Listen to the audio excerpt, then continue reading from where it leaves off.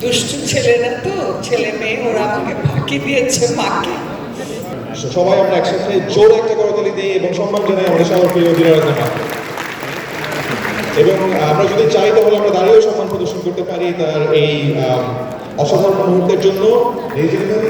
অনেক সুখে মানুষ অনুভূতিকে হারিয়ে ফেলে। বসো ভাই। দীর্ঘ 60টি বছর আমি যে কাজ করে গেছি নিরলসভাবে, একনিষ্ঠভাবে,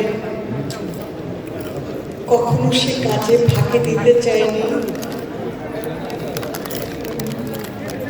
সহজ পথ খুঁজতে চাইনি, যেভাবেই আমি দর্শককে আনন্দ দিতে পারি, তাদের হৃদয়ের মাঝে এতটুকু জায়গা করে নিতে পারি, সেই চেষ্টা করছি। আজকে এই মুহূর্তে মনে হচ্ছে যেন আমি সত্যি সেই যুদ্ধ শেষে মৃতপ্রায় এক সৈনিক, তাকে বিজয়ের নিশান দিয়ে আবৃত করেছে। সবাই থেকে আমার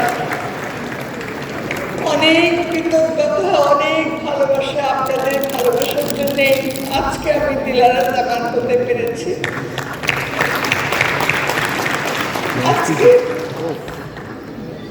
আপনারা আমার সেই কষ্ট আমি আমার সন্তানদের কাছে থাকিনি।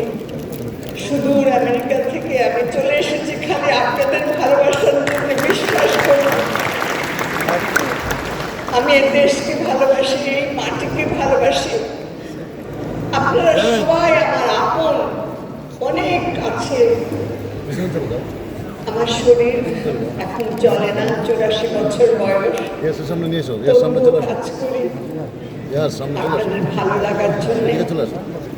আমার গলা ভেঙে যাচ্ছে, ওষুধের উপর বেঁচে আছি, তারপরে বলে আমি কাজ করব, কাজ করব, কাজ করব। আবারও আমার কৃতজ্ঞতা আপনাদের কাছে। আসার আগ পর্যন্ত জানতাম না আমাকে এভাবে পুরস্কৃত করবে। ওরা বলেছে আপনি আসবেন, আমাদের অনুষ্ঠানটা উদ্বোধন করবেন। দুষ্টু ছেলেরা তো, ছেলে মেয়ে, ওরা আমাকে ফাঁকি দিয়েছে মাকে।